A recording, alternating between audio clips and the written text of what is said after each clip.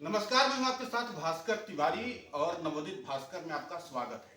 दरअसल इन दिनों राष्ट्रीय राजधानी दिल्ली में ठंड चाहे भले बढ़ रही हो, लेकिन उसी के साथ पुरानी पेंशन का मुद्दा एक बार फिर से गर्माहट लिए हुए आ रहा है। आपको बता दें कि राष्ट्रीय राजधानी दिल्ली में नवंबर के महीने में ही दो बड़े आंदोलन हो चुके हैं। पहला नवंबर को हुआ, दूसरा आंदोलन जो है 25 नवंबर को है। इसी मुद्दे पर बातचीत करने के लिए पेंशन के पुरोधा कहे जाने वाले और खासकर हिमाचल प्रदेश से ताल्लुक रखने वाले प्रदीप ठाकुर जी आज हमारे साथ मौजूद है। प्रदीप जी, आपका बहुत बहुत स्वागत है। आपको बड़े आंदोलन करने के साथ ही एक अच्छा अनुभव है कि आपने अपने राज्य में पुरानी पेंशन की बहाली करवा ली है। अब एक सवाल यह है कि फिर से राष्ट्रीय राजधानी दिल्ली आप आए हुए हैं। इस पुरानी पेंशन के आंदोलन को लेकर के आपकी क्या रणनीति है, क्या कुछ योजनाएं हैं, क्या कुछ इस आंदोलन के जरिए आप संदेश देना चाहते हैं, एक बार हमारे दर्शकों को बताइए। देखिए, एक तो मैं आपका बहुत बहुत धन्यवाद करना चाहूँगा कि आपने अपना समय दिया।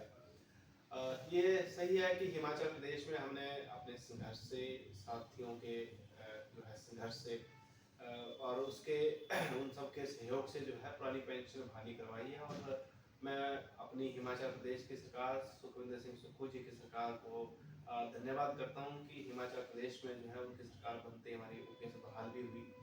लेकिन सवाल ये है कि अब राष्ट्रीय स्तर पे जो हमारे साथी हैं, हमने लगातार शुरू से यही कहा है पूरे देश में, जब भी जहाँ भी हम जाते हैं और बाकी जितने भी हमारे अन्य राज्य हैं, सबकी ओर से हमारा यही मानना है कि जिस भी राज्य में चाहे पेंशन बहाल हो चाहे ना हो, लेकिन हम सब साथ हैं। हिमाचल प्रदेश में पेंशन बहाल जरूर हुई है, लेकिन हम ये चाहते हैं कि जब तक पूरे देश में पेंशन बहाल नहीं होती, हम लगातार पूरे देश के कर्मचारियों के साथ खड़े हैं। और इसी कड़ी में आज हम यहाँ दिल्ली में हैं और दिल्ली में एक बड़ा जो है प्रदर्शन होने जा रहा है। और पीछे भी आपने देखा होगा कि हमें जो है पिछले पिछले वर्ष भी हमने दिल्ली में रामलीला मैदान में एक बड़ा प्रदर्शन किया था। 2017-18 में भी हमारे बड़े प्रदर्शन हुए हैं। 20 में भी हम दिल्ली का कूच हमने किया था। तो हम यही चाहते हैं कि जो है पूरे देश में पेंशन बहाली हो। जब तक पूरे देश में पेंशन बहाल नहीं होती, हम लगातार हर राज्य के साथ, पूरे देश के कर्मचारियों के साथ खड़े हैं। जी बिल्कुल, आप कर्मचारियों के साथ तो खड़े हैं। महत्वपूर्ण बात यह है कि दो बातें होती हैं आप लोगों के साथ। पहला ये कि आप आंदोलन करते हैं, दूसरा आप वोट की चोट के जरिए सत्ता परिवर्तन करने की बात करते हैं। हिमाचल प्रदेश में आपने कर दिखाया। पिछले 3 विधानसभा चुनाव हुए हैं, वो बात कर लेते हैं हरियाणा, महाराष्ट्र और इसके बाद बिहार। यहाँ पर वोट की चोट वाला इम्पैक्ट नहीं दिख रहा और इसलिए लोग मान ये रहे हैं कि अब वो पुरानी पेंशन की बहाली के मुद्दे पर आंदोलित सरकारी कर्मचारियों का अन्य राज्यों में प्रभाव नहीं है। एक सवाल का जवाब ये। दूसरा, आंदोलन आपने एक नहीं कई किए हैं और बड़े आंदोलन किए हैं, रामलीला मैदान किए हैं, इस बार जंतर मंतर पर कर रहे हैं। दोनों के जरिए जो संदेश है वो सरकार तक क्या पहुंच रहा है और आप लोग आगे और क्या करेंगे, क्योंकि सरकार ने साफ कर दिया है कि पुरानी पेंशन की बहाली भूतकाल की बात है, अब भविष्य में नहीं लौट सकती। तो अब आप क्या करेंगे? देखिए, जहाँ तक आपके पहले सवाल की बात है, वोट की चोट, हिमाचल प्रदेश में तो बड़ा उदाहरण जो है वोट की चोट पड़ना, क्योंकि वहाँ पे जिस तरह से पूर्व की सरकार ने भी विधानसभा में कहा कि कोई चुनाव, अगर कोई किसी को पेंशन चाहिए तो वो चुनाव लड़े। और वहाँ पे किस तरह से आपने देखा होगा पूरा मूवमेंट चला। और विधानसभा चुनावों के समय में भी कर्मचारियों ने अपने मन से, दिल से चाहा कि हमें ओपीएस चाहिए। और ओपीएस के लिए उन्होंने जो है जिस भी राजनीतिक दल ने हमने पहले ही घोषणा की थी कि जो भी राजनीतिक दल जो है ओपीएस की बात करेगा, ओपीएस की ओर बढ़ेगा, हम उनके साथ जाएंगे। तो कर्मचारियों ने अपने मन से, अपने दिल से जब संघर्ष किया था, तो वो वहाँ पे कांग्रेस पार्टी ने पहले नंबर पे ओपीएस के मुद्दे को रखा था। तो ओपीएस के मुद्दे को जब पहले नंबर पे रखा था, तो निसंदेह लोगों का रुझान जो कांग्रेस की तरफ हुआ। और आप देखेंगे बैलेट पेपर में वहाँ जो है लगभग सभी सीटों में, ये 2-4 सीटों को छोड़कर जो है बैलेट पेपर की अगर आप काउंटिंग देखेंगे, तो सारे के सारे जो है कांग्रेस की फेवर में वहाँ पे गई। और इसी कड़ी में अगर आप पिछले 3 विधानसभा चुनावों की बात कर रहे हैं, हरियाणा और चाहे बिहार की बात या कहीं भी, तो वहाँ पे भी अधिकतर जो हमारे बैलेट पेपर हैं, वो जो दल जो है ओपीएस की बात कर रहा था उसकी तरफ में है। और हरियाणा में तो लगभग जो है मुझे लगता है कि 5-7 जो है सीट से ऊपर ऐसा हुआ होगा कि जहाँ बैलेट पेपर जो है किसी और दल की ओर गया हो।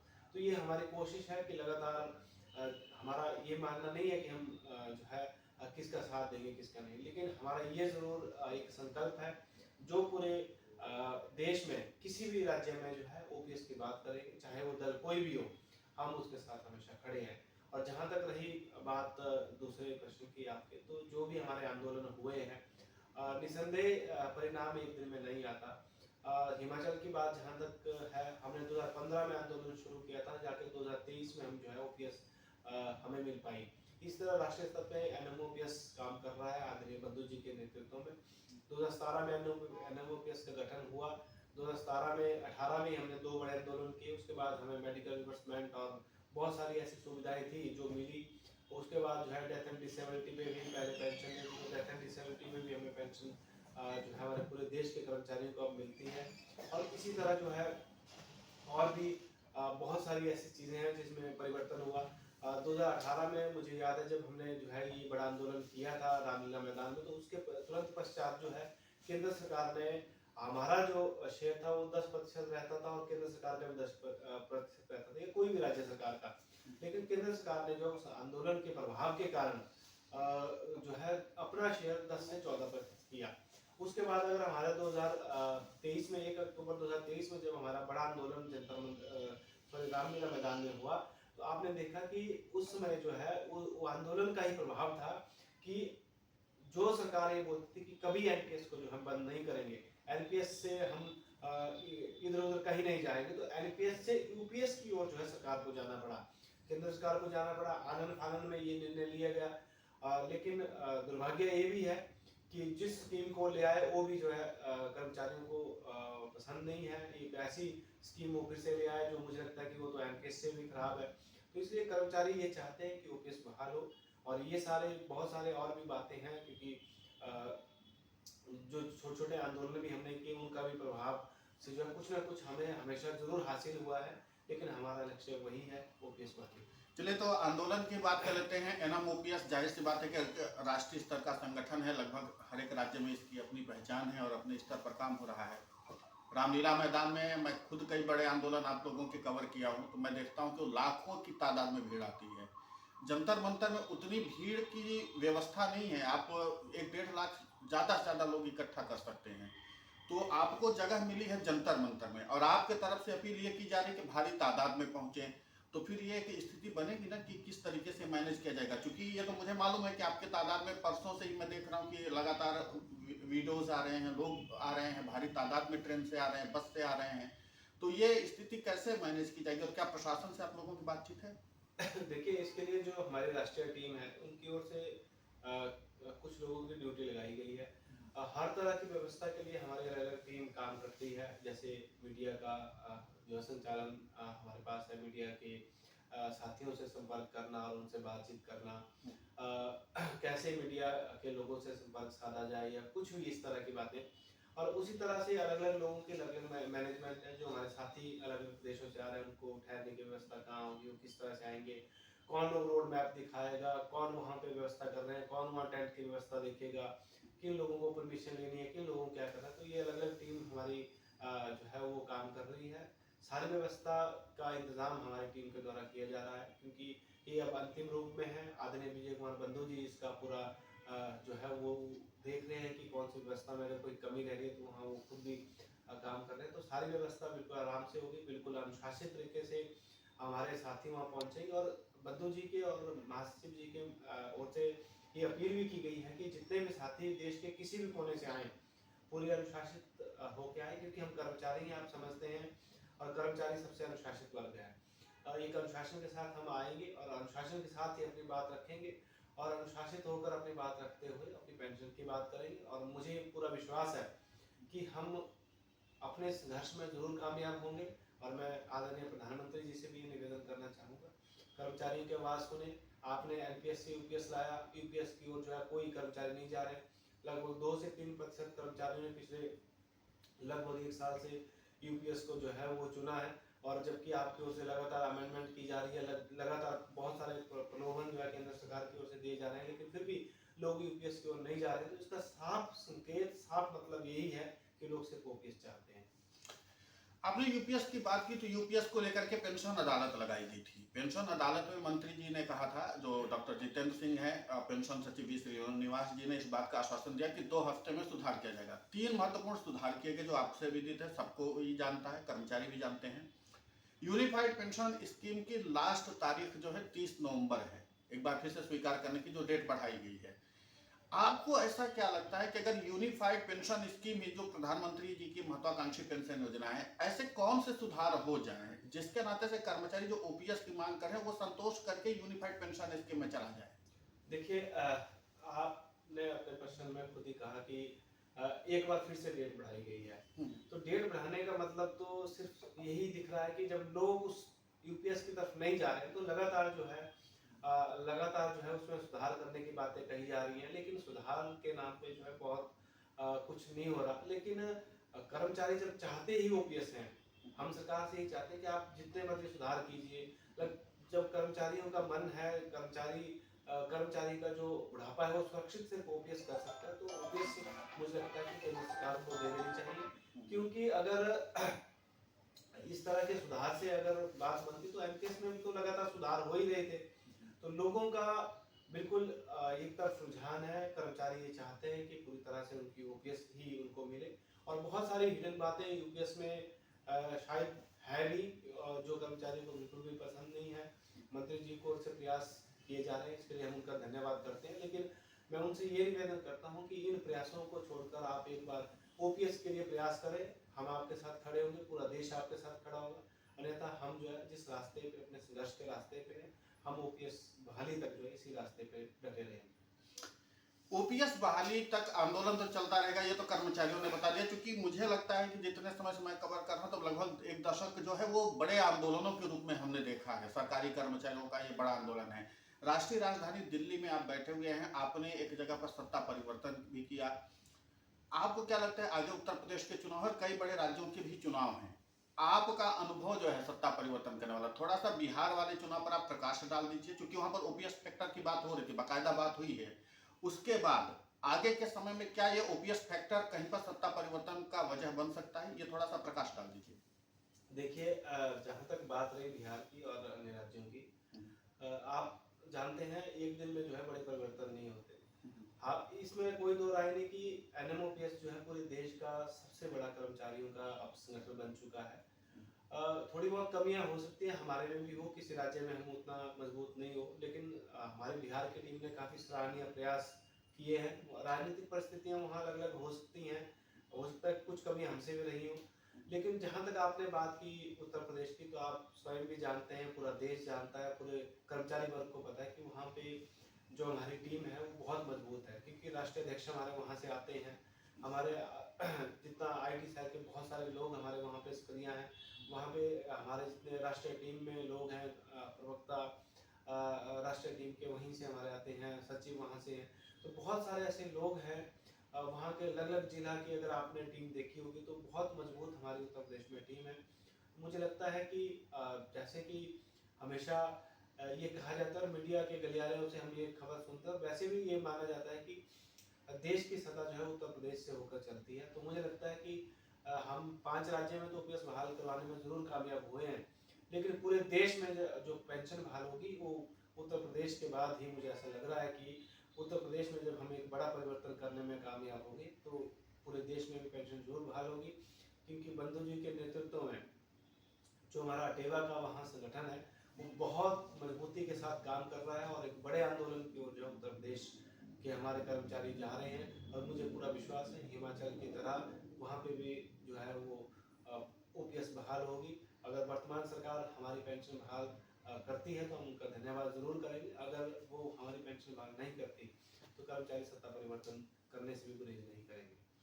सत्ता परिवर्तन करने से गुरेज नहीं करेंगे तो क्या इस दिल्ली आंदोलन को, जो अभी 25 नवंबर को कल होने वाला है, आपको लगता है कि अगर इस तरीके का आप आंदोलन करते हैं तो इसका इम्पैक्ट विपक्षी दल भी उठाते हैं और फिर इसके बाद इसको संसद में भी उठाएंगे? और जाहिर सी बात है कि शीतकालीन सत्र में, जैसे पिछली बार मानसून सत्र में भी पुरानी पेंशन की बहाली का मुद्दा गूंजा, महाराष्ट्र से लेकर के तमाम राज्यों के सांसदों ने उठाया, क्या लगता है शीतकालीन सत्र में भी ओपीएस का मुद्दा एक बार फिर से उठेगा?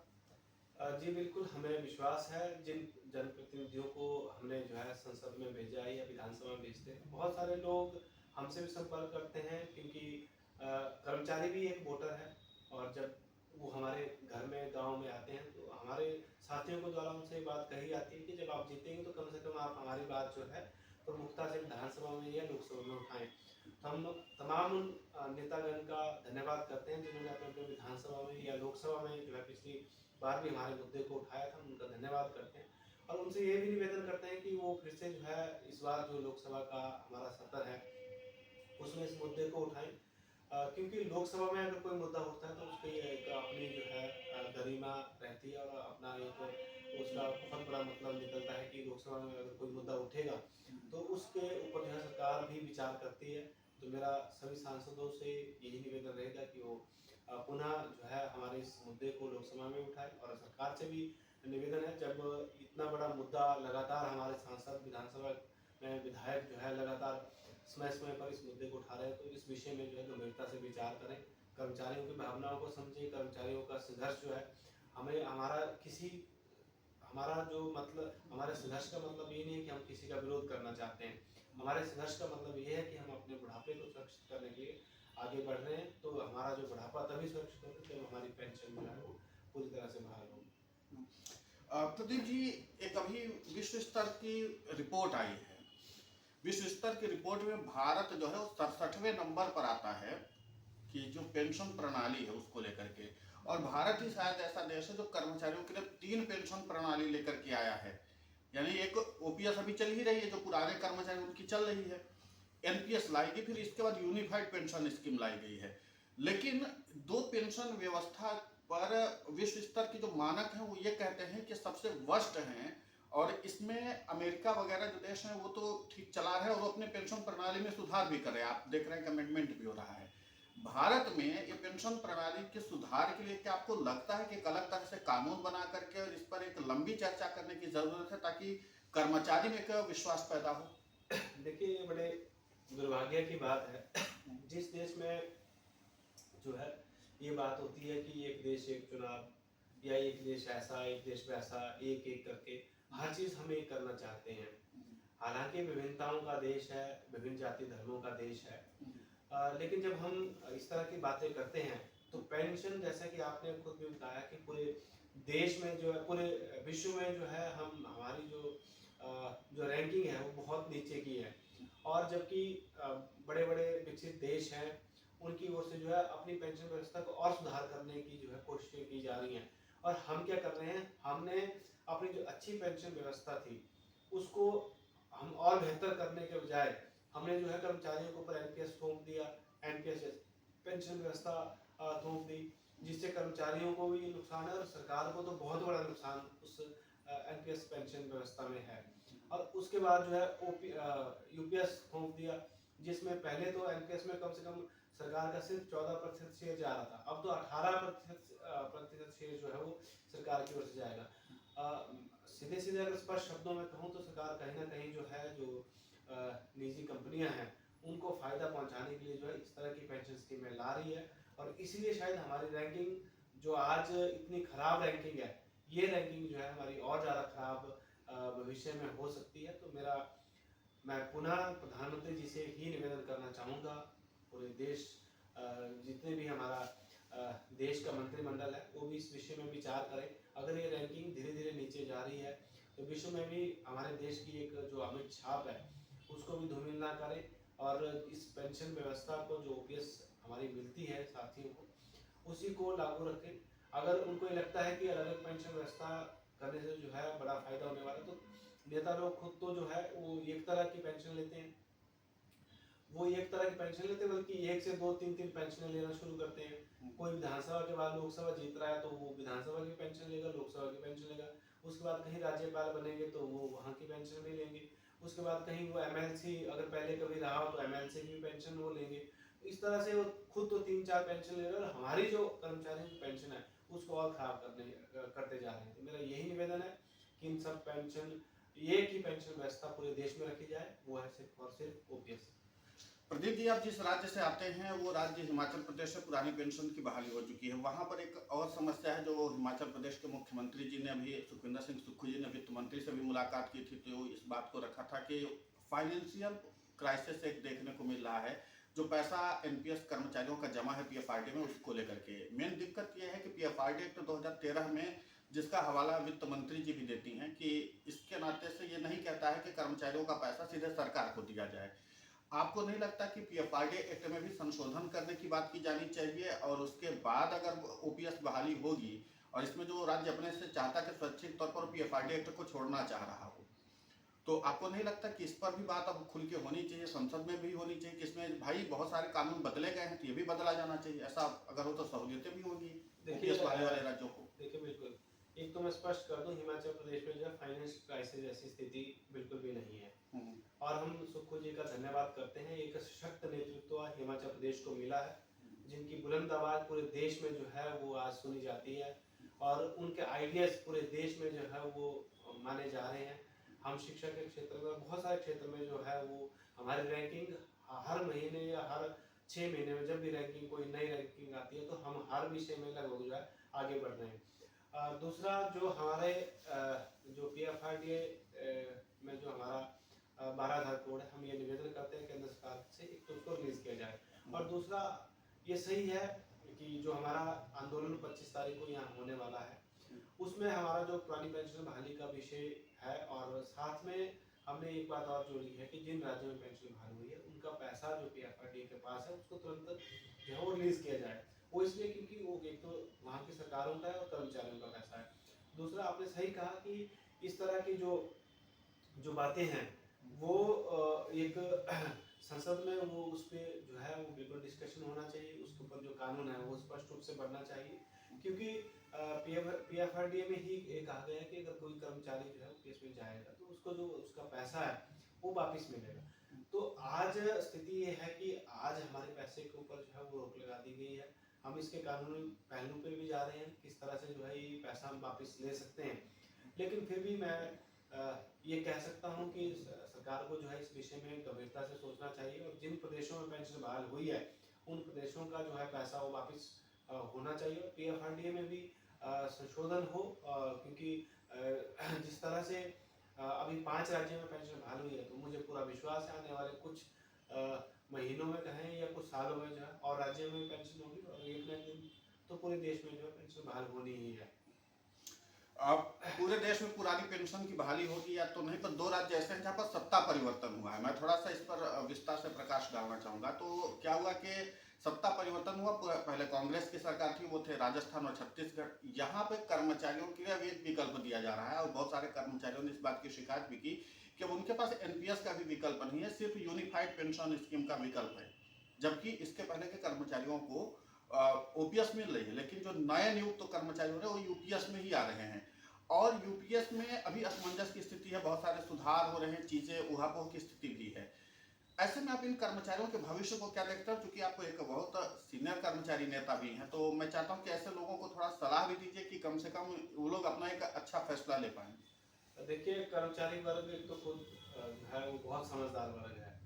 आप जानते हैं कि हमारे मैक्सिमम कर्मचारी वर्ग पूरे देश का है वो एक पढ़ा लिखा वर्ग होता है, वो अपने भविष्य की बातें लगभग खुद समझता है। हम तो सिर्फ ये कह सकते हैं उनसे कि आप अपने भविष्य को लेकर पूरी तरह से सजग जरूर हैं, लेकिन अपनी पेंशन को लेकर भी पूरी तरह सजग रहें और किस तरह से कौन सी पेंशन स्कीम में आपको फायदा है कौन सी में नहीं है वो भी आप खुद समझें। और जिस तरह से अभी तक यूपीएस को लेकर पूरे देश में आपने देखा कि मैंने पहले भी बात कही थी कि पूरे देश में जो है सिर्फ 2 से 3% लोगों ने जो है यूपीएस को चूज किया है, यूपीएस को चुना है। तो मुझे नहीं लगता कि यूपीएस में जो है लोगों की जाने की कोई इच्छा है। अगर किसी के साथ जबरदस्ती करें, आपको जबरदस्ती यूपीएस में डालेंगे तो वो भी कहीं ना कहीं अन्याय है। वो जो हमारे अपने राइट्स हैं उन राइट्स के साथ कहीं ना कहीं ये छेड़खानी है। तो मेरा भारत सरकार से यही निवेदन है कि जबरदस्ती कर्मचारियों को उस तरफ ना डालें। अगर विकल्प देना है तो आप ओपीएस का दे के देखिए, अगर आप ओपीएस का विकल्प देते हैं तो मैं गारंटेड बोलता हूँ वो जो 3% लोग भी यूपीएस में गए हैं वो भी सारे ओपीएस में आएंगे और 100% लोग जो है ओपीएस को चुनेंगे। प्रदीप जी, आप थोड़ा सा, चूंकि अंतिम दौर है, आज व्यस्तता का भी दिन है, आप लोगों को बहुत सारे आंदोलन की तैयारियां भी करनी है, लेकिन एक महत्वपूर्ण सवाल ये है कि जो ये आंदोलन है आज का व्यापक तौर पर है और अभी जो कर्मचारी फंसे हुए हैं एसआईआर के चक्कर में, क्या लगता है कि ये इम्पैक्ट पड़ेगा कर्मचारियों की संख्या में यहाँ पर आने पर? क्योंकि कई राज्यों में एसआईआर और बीएलओ का काम करे वो कर्मचारी आने वाले थे दिल्ली, तो इसका इम्पैक्ट भी क्या पड़ेगा, और क्या ऐसे कर्मचारी हैं जो छुट्टी लेकर के भी रात में चलें, सुबह पहुंचे, आंदोलन में हिस्सा ले, फिर रात को वापस लौट के अगले दिन ड्यूटी ज्वाइन करें? इसको थोड़ा सा सुझाव दीजिएगा। देखिए, कोई भी बड़ा आंदोलन कर्मचारियों का होता है, उसमें हमें जो है सरकारी व्यवस्था है उसको भी सुचारू रूप से चलाना होता है, क्योंकि पब्लिक को उससे डिस्टर्बेंस ना हो। चाहे हमारे इससे पहले कोई भी धरने प्रदर्शन हुए हों, चाहे वो वर्किंग डे में हो, चाहे छुट्टी वाले दिन हो, क्योंकि पूरे देश से जब कर्मचारियों ने आना है तो ऐसा नहीं है कि सारे के सारे कर्मचारी एक दिन में आएंगे और जो है पीछे सारा कुछ हम खुला छोड़ेंगे। हम पूरी व्यवस्था करके ही जो है दिल्ली भी पहुंचते हैं, अपनी राजधानियों में जो हमारे धरने प्रदर्शन होते हैं कहीं भी, वो इसलिए क्योंकि हम हमारे पहली प्राथमिक जो ड्यूटी है वो हमारा अपना जो कार्य क्षेत्र है, जिस काम के लिए हम सरकारी क्षेत्र में, वो हम उसको प्राथमिकता देते हैं। साथ में ओपीएस जैसा बड़े मुद्दे के लिए हम एकजुट हैं, और उस काम को हम कैसे करें, या हम हमारे कितने सहयोगी अपने ऑफिस में हमारे उस काम को संभालेंगे, कितने लोग दिल्ली पहुंचेंगे, कितने लोग किसी और स्थान पे पहुंचेंगे, वो सारी व्यवस्था हम देखते हैं। और ना हमें एसआईआर से कोई इस तरह की जो है वो वहाँ पे जो लोग वर्किंग है, ना उनको कोई इस तरह की दिक्कत आ रही है, ना किसी और को, क्योंकि जो लोग वहाँ ड्यूटी कर रहे हैं, हालांकि उनकी भावनाएं जरूर दिल्ली आने की है भी, और हो भी सकती है और होनी भी चाहिए, लेकिन ड्यूटी के साथ साथ जो है अन्य जो लोग हमारे फ्री हैं या किसी तरह से दिल्ली पहुंच सकते हैं, जो भी समय जो भी व्यवस्था बनती है वो सभी जो है दिल्ली पहुंच। तो क्या आप ये कहते हैं कि डिजिटली तरीके से भी आ सकते हैं, डिजिटली तरीके से जो ये आंदोलन चल रहा है इसको प्रचारित प्रसारित करके भी वो लोग अपनी भागीदारी निभा सकते हैं? देखिए, हिमाचल प्रदेश में सिर्फ 1.5 लाख कर्मचारी एमपीएस में थे और लगभग 1 लाख कर्मचारी उस टाइम ओपीएस में थे, जिन लोगों का हमें भरपूर सहयोग जो है हिमाचल प्रदेश में मिला, लगभग 2.5 लाख लोगों का। लेकिन आप अगर हमारे हिमाचल प्रदेश के ही आंदोलन को देखेंगे तो हमारे सोशल मीडिया के प्लेटफॉर्म की बात करें, मीडिया चैनल्स की बात करें, मीडिया के ऑनलाइन जो डिजिटल चैनल्स हैं उनकी बात करें, तो हमारे उनमें व्यूज जो हैं वो 10-10 लाख, 15-15, 20-20 लाख है, 50 लाख भी कुछ समय में हुए हैं।